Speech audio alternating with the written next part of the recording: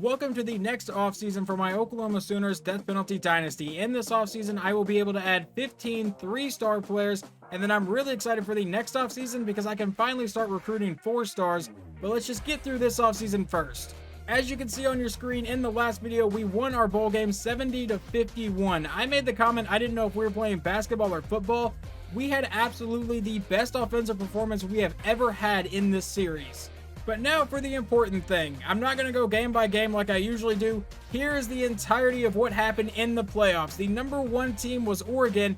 They got bounced in the second round by Florida 59-37. And we actually played Cal this year. I didn't think we played too bad, but California ends up winning the national title game 49-17 over Florida. Here was our schedule for this last season. We lost to Kansas State, Texas, Minnesota, and now the defending national champions, California. So we end up going 9-4, which is a massive, massive improvement over these last few seasons that we've done for this team.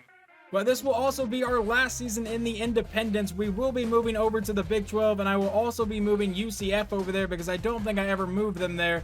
So the Big 12 North will look like BYU, Cincinnati, Kansas, West Virginia, Kansas State, Iowa State, and Oklahoma most likely. And then the South will be Baylor, Houston, Texas Tech, Oklahoma State, TCU, Texas, and UCF. Down the line, I may eventually move Texas and Oklahoma to the SEC, but I don't really know if I want to do that right now because I feel like we will get absolutely steamrolled every single game. Here was the Heisman winner that I think I showed you guys at the end of the Bedlam game. Ty Downing ends up second in Heisman voting. I'm not even upset that we didn't win it because I never expected us to have a player in the Heisman race for at least another couple years. We do have one National All-American, that is Dallas Tremblay, getting the honors for middle linebacker. And we had 2 true freshmen make the All-American freshman list, Ty Downing and Wayne Outlaw. I am really surprised that Jeff Benson is not the other receiver here, but Wayne Outlaw did have an incredible year. And there is apparently an award for All-Independent. I did not know that. If that's actually a thing, I imagine it is dominated by Notre Dame every year. It looks to be pretty much dominated by Notre Dame here, but Ty Downing wins the award for quarterback. Wayne Outlaw is the second receiver on the list. Did anyone else make it? It looks like John Long, another true freshman, made it. Dallas Tremblay made it. And it looks like Clayton Samuel also made it. I'm kind of surprised that he made it. He didn't have a terrific year, and Matt Graham makes it as his last year at Oklahoma. We also have some people on the second team. It looks like BJ Smith made All-Independent second team. Jeff Benson did make that team, and Kevin Archie makes the tight end spot. Anyone on defense? It looks like John McGill, another true freshman, and Mike Handy, a true sophomore, and Jake Wright, our true freshman outside linebacker. And then Nick Brooks, Eric Kemp, and Kawika Moore all make it in the secondary. But now let's take a look at the award winners for this season. The Maxwell Award goes to Ty Downing. The Walter Camp Award goes to Ty Downing. The Bednarik Award goes to Dallas Tremblay. I'm surprised someone on our defense actually made an award. The Nagurski Award goes to defensive end for Texas A&M. I'm not going to try to pronounce your name. The O'Brien Award goes to the quarterback from Baylor, Kyron Drones. Ty Downing finished 6th in that race. The Doak Walker Award goes to a running back from, it looks like, San Diego State. The Bolitnikoff, I want to see, did Wayne Outlaw make this list? Does not look like it, but it goes to a wide receiver from Baylor. The Mackey Award goes to UNLV. The Outland Award goes to Oregon. The Remington goes to Baylor. The Lombardi goes to Texas A&M. The Butkus Award goes to Dallas Tremblay. The Thorpe Award goes to Joe Williamson, a strong safety out of Notre Dame. The Groza Award goes to Maurice McNeil in Florida, and the Guy Award goes to Adam Hagan. And then the Jet Award, which I think is for the best returner, goes to Vince Tyler from Notre Dame. And now we can finally get into some season stats. Ty Downing ends with 4,600 yards, 36 touchdowns, and 14 interceptions, 355 yards a game, a 60% completion percentage. So he played really well, obviously replacing Clark Nelson, who was our starter for the last 2 seasons. But then we got Downing in here, who was immediately better and faster, and it was just an easy call to make. Ty Downing also led the team in rushing attempts, and I want to check one thing. How many times was he sacked? Because that may inflate that number. He was sacked 30 times, so no, he still led the team in rushing attempts with 1,253 yards and 18 touchdowns. BJ Smith, 564 yards and 9 touchdowns. Kellen Simmons got 4. Clark Nelson ran it for 1, and Dominique Cook got 1. And these 2 freshman receivers came in and made an immediate impact on this team. Wayne Outlaw, 65 catches for 1,300 yards and 15 touchdowns. Jeff Benson, 52 catches, 1,150 yards and 12 touchdowns. Kevin Archie only got 2 touchdowns this year. Shannon Montgomery got 4. Joey Miller caught 1. Tim Scott caught 1. Sam Davis got 1. And Patrick Wood got 1. And probably not a shock to anyone who watched most of the games or probably any of the games this last season, but Dallas Tremblay leads the team in tackles with 102. What about tackles for loss? That one's going to go to Kawika Moore with 16. Dallas Tremblay is right behind him with 15. What about sacks? That is led by John Long, the true freshman defensive tackle, got 5. Mike Handy got 4. Ronnie Simpson got 3. Thomas Jackson got 3. John McGill got 3. Dallas Tremblay got 3. Mitch Cook got 2. Jeff Ryan got 1. And Travis Preston got 1. What about interceptions? Nick Brooks got 3. Tim Wilson got 2. I actually thought Tim Wilson had more than that. Did he catch like a few last season? That's what I'm thinking of. Yeah, he caught 3 last year. Maybe that's just in my head. But Dallas Tremblay got 2 interceptions. Clayton Samuel got 2 interceptions. And Kawika Moore got 1. Our kicker goes 15 of 15 for apparently 99% accuracy. Don't really know how that math works out. He also made all 70 extra points. It's just really kind of hard to miss field goals, especially anytime I think I'm anywhere close to out of range, I just go for it. We only had 1 kick return touchdown, and that was in week 1. Josh Golden ran one back 100 yards to beat Arkansas in like the last few seconds of the game. It was absolutely insane, and we got no punt return touchdowns. I had a couple get close with DJ Smith, but never was able to break one. Kai Milner ends the season with 5,200 passing yards and 54 touchdowns. Both of those lead the nation. What about interceptions? It looks like a couple people threw 21 of them. Avion Smith and Walker Agette both threw 21 picks. Jason Woods, the running back at Army, ran for over 2,000 yards to lead the country. What about touchdowns? That goes to Steven DeAngelis, the running back out of San Diego State, that I believe won the Doak Walker Award. But Ty Downing is up here with all these running backs. I honestly don't know if we will ever get to a point where we are getting 100 catches a year, but J. Michael Sturdivant, who we played against, caught 145 balls for 2,200 yards and 23 touchdowns, but leading the country in yards was the wide receiver from Baylor that I believe won the Biletnikoff with 2,400, and touchdowns goes to Sturdivant as well. A linebacker for Oregon State, Stacey West, leads the nation in tackles with 126. What about in tackles for loss? That goes to James Everson, a defensive end at USC. Sacks goes to that guy that I don't want to try to pronounce his name still with 12.5. Interceptions, Andrell Barney Jr. for, it looks like New Mexico State or New Mexico. The Lobos. I don't remember exactly who that is. I do apologize. I should probably know that. But we are now finally ready to jump to the end of the season here, and for the first time in this series, I shouldn't have to recreate my coach because I shouldn't get fired this time. So we don't get a contract extension, but we also don't get fired, so I will take that. 2013 was the year that I simulated to mimic forfeiting a season like SMU had to do, so that's why it's 0-12. And then we lost every game in season 1. We went 2-10 in season 2, and then 1-11 in season 3, and then this big jump to 9-4. So I noticed at the bottom of the screen that we now have 25 offensive coordinator points to use because it looks like Love has left for a new job and offensive coordinator Jeff Traylor has taken over. And it looks like Bobby Love has taken over at Nevada, so good for him. We managed to play well enough that he got a job offer. And I've now used all of those upgrade points for Jeff Traylor, and we got a massive upgraded offensive coordinator because I think Bobby Love was a level 4. And just out of curiosity, I wanted to see where Jeff Traylor came from, and he was apparently the head coach at UTSA, but just got fired. But now I can jump into players leaving, and I will tell you right now, there is a lot leaving. I think we had 37 people graduating that have been on this team for the first 4 years of this series, but let's jump into it and see who we're losing. There are definitely some names on this list that I have said a lot during this series, the first one being Tim Scott. He definitely got buried on the depth chart whenever Outlaw and Benson came in, but he still had 99 awareness and 99 catching. He was a pretty solid walk-on for us, finishes with a total of 6 career touchdowns and 1,500 yards. Matt Graham leaving is very bittersweet because we finally get rid of our walk-on kicker and I brought in a new one on scholarship, but he has been with us this entire 4 years, and I honestly don't know if he ever missed a kick. It does not look like it, 100% his entire career. Patrick Wood is a name I feel like I said a lot, but looking at his stats, it doesn't really look like it. In seasons 2 and 3, he had 33 catches and 25 catches. He finishes with 1,100 total yards and 5 career touchdowns. Eric Cook is one of those players that got buried on the depth chart whenever we started getting recruits in. He actually played really well for us when he needed to. He finished with 550 career yards and 7 touchdowns. Travis Preston is one of those players that definitely played a lot for us, and I feel like I said his name quite a bit, He finishes with 157 career tackles, 4 sacks, 2 interceptions, and 1 defensive touchdown. Nick Brooks is one of those players that I said a lot in the early part of the series because he was like our #1 corner and he played both sides of the ball at times. He ends with 5 career interceptions and 116 tackles, and in receiving, he gets 1 touchdown and about 450 yards. Dominique Cook is an interesting player. He started as a wide receiver, but then I moved him to running back in his second year. We never really could run the ball that well with him back there. 181 yards, 210 yards, 257, and then last year he was the 3rd string running back.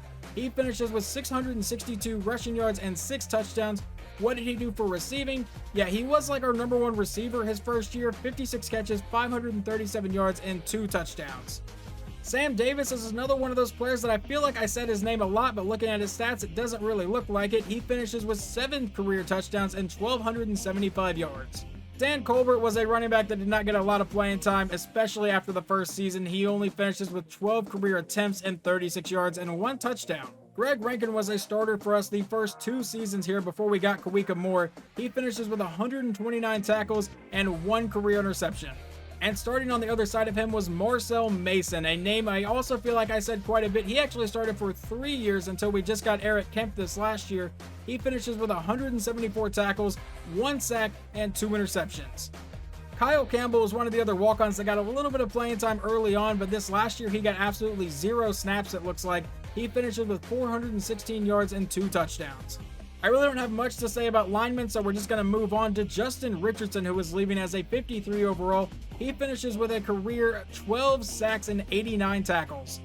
And then we have Eric Gordon. He was one of those other players I said a lot early on because he played both sides of the ball. He finishes with 56 career tackles, 1 sack, 1 interception. But how much receiving stats did he have? He finishes with 560 yards and 1 touchdown. Once again, don't really have much to say about linemen. And then we have Mitch Cook, a defensive tackle that played for us for a little bit. He finishes with 10 career sacks and 38 tackles. And then Jon Stewart, one of my favorite auto-generated names from the walk-ons, a 50 overall. He did not get a lot of playing time. He finishes with a total of 31 career tackles, no sacks, no interceptions, 2 passes defended, but he did catch some passes here. He finishes with 33 catches, 456 yards, and 2 touchdowns.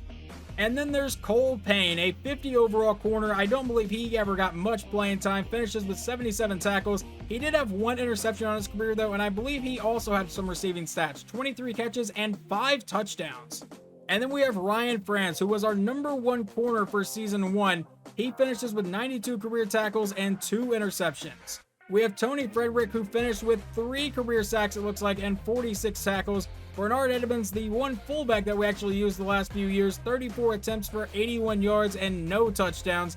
And then you have Lauren Rogers, one of the other corners that didn't get a lot of playing time at corner, but definitely caught some passes. 19 catches for 211 yards and 1 touchdown. We're only going to go over a few more players here, but one is going to be Trevor Winston. He was our quarterback for, I believe, our first season, and he was not very good. 14 touchdowns, 18 interceptions, a 48.3% completion percentage. He finishes with 2,700 total yards, 14 touchdowns, and 24 picks in his career. And then the last player I want to mention here is left outside linebacker Mario Banks. He is a 40 overall. He's been here the entire series. I don't know why I feel like I said his name a bit, but I definitely feel like I did. He finishes with 80 career tackles and 2 sacks. But enough reminiscing on the old players. I don't know why I talked about them for so long. We won a total of 3 games before this last year, but we will probably get some new walk-ons this year because I think we lost 37 players and I can only add 15 scholarship players. We have 2 things to check in this stage, draft results and transfer requests, and I think they are both going to be blank for us. Yeah, no one on that team is getting drafted that left. And the transfer request is also going to be blank. And in this last recruiting cycle, I am trying to mainly land these 2 players. Defensive back Alex Red. Hopefully we can outbid Arkansas for him. Here are his ratings. 91 speed, 86 man. I think he can immediately help this defense. And then Josh Higgins, just a guard because we need as many linemen as we can get. And we managed to get Josh Higgins and Alex Red. Now let's scroll down and see if we got anyone else. We got an outside linebacker and a receiver and another outside linebacker. So we definitely have some players to cut because I think we had 12 scholarships remaining, which means I could only afford 2. So I don't know if you guys are all going to make the roster down here, but I definitely know these 2 up here will. Oh yeah, I'm definitely going to have to cut some people. We only have 2 scholarships remaining, which means 23 people signed. I didn't think I offered that many. But let's scroll down and see what we got. We know we got these guys. We know we got Alex Red and Josh Higgins, who were the two main players that I wanted. We also got Ashton Mills, Marcus Ross, Jason Tremblay, Scott Thomas, Sam Lawson, Steve Thomas, Derek Booker, Jason Spence, Rich Anderson, George Steele. I pretty much revamped the entire D-line and secondary because I feel like that was our big weakness last season. I don't think I've looked to see what our class rankings were the last few years, but this year we are 35, which I feel like is decent considering I can only recruit 3-star players. I think in the last offseason I had 5 or 6 athletes signed. This year I added 0 athletes, so we have no position changes to do. And I think I say this in every offseason video, but this is my favorite part of the offseason, the training results, where we get to see how good or bad people got. And the first section we're going to look at is quarterbacks, where you see that Downing and Nelson both got +4. James Thompson got +5. He is going into his last year here. He may not make the roster. We'll have to see how many cuts we have to do. The transfer quarterback actually lost 2 points, but let's see how much better Downing got everywhere.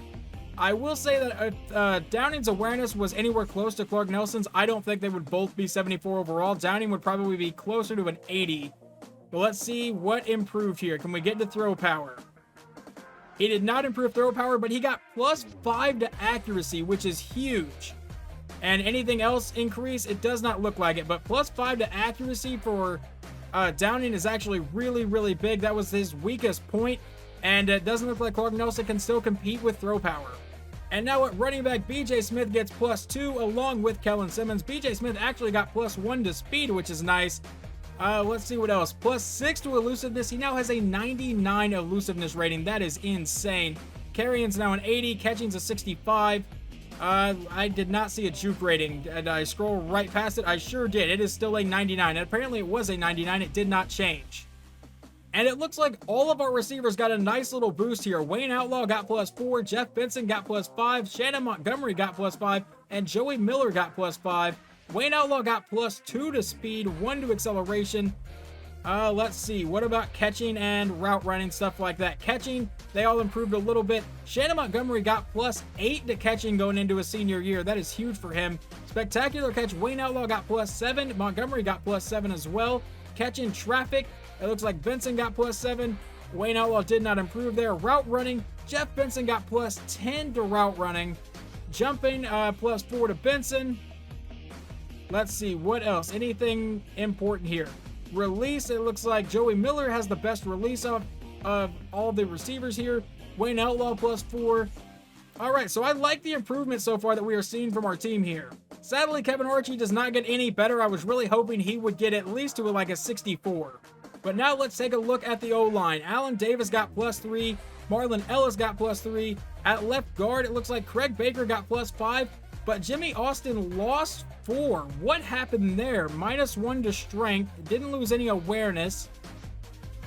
He had to have lost it somewhere.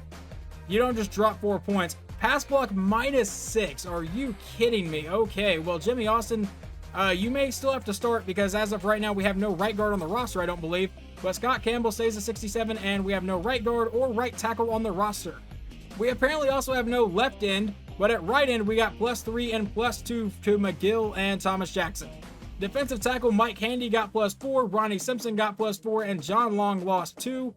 Left outside linebacker Jeff Ryan got +5. Middle linebacker Tremblay got +4 going into his final season, and Jake Wright got +1 to him. At corner, Clayton Samuel and Tim Wilson both improved, +4 to Samuel, +2 to Wilson. They both got 1 in speed, which is nice, but what about their man and their zone coverage? Can I see that? I need to know what that stuff is. Play rec, +11 to Curtis Samuel, or Clayton Samuel. Sorry, I keep wanting to call him Curtis Samuel. And then +2 to zone coverage, +1 to zone coverage, +9 to press, and man coverage actually stayed the same, 74 and 75. At free safety, Eric Kemp got +1 better, so he gets an agility, +4 awareness. I think play rec is actually really important for safeties here, so let's see what he got there. And he got +2 to play rec, 76 man and 72 zone. And then Kawika Moore got +1 going into his junior season. He gets 1 to strength, 3 to agility. He still has 47 awareness, which is not great, honestly. And sometimes you can see it on the field. He has 74 tackles, 72 hit power, +9 to play rec though, which is pretty good. But yeah, he cannot cover well at all, 61 and 63. And then our punter Cedric Sparks going into his last year. as a 46 overall, but it does not really matter because I will probably just use our new kicker as our punter. So it did add some walk-ons to our team, but those don't count against our scholarship because they are obviously walk-ons. So I need to figure out exactly who is a walk-on and who is a scholarship player to figure out exactly how many players I need to cut here. Here is the final tally. We have 4 walk-ons, 2 fullbacks, and 2 free safeties. Hopefully the free safeties don't really have to see the field that much, but we are keeping defensive end Marcus Ross, defensive back George Steele, strong safety Jason Tremblay, guard Josh Higgins, defensive end Ashton Mills, kicker Jermaine Allen, defensive tackle Scott Thomas, strong safety Clint Reynolds, center Steve Thomas, outside linebacker Wes Parks, tight end Sam Lawson, defensive back Eugene Blake, wide receiver Rich Anderson, outside linebacker Justin Rogers, and to me the star of the class, defensive back Alex Red. I told you guys I would be doing this, and after a 4-year hiatus from being in the conference, we are back in the Big 12. We have also brought UCF with us, so each side has 7 teams. And here is our schedule for this upcoming season. We will start by going to Nebraska, and then California has to come to Norman. We went there last year, now they've got to come to our stadium. And just like last year, Arkansas came to our stadium, we are now going to go to their stadium. But past that, it is a locked schedule. We are back in the Big 12, so we will take on West Virginia, Texas, Kansas, Houston, UCF, Oklahoma State, Texas Tech, TCU, and Baylor. At the start of the next video, which will be week 1 against Nebraska, I will go over the depth chart so you guys can see all of the starters if anyone has changed. Hopefully you guys enjoyed this video, and I will talk to you guys next time.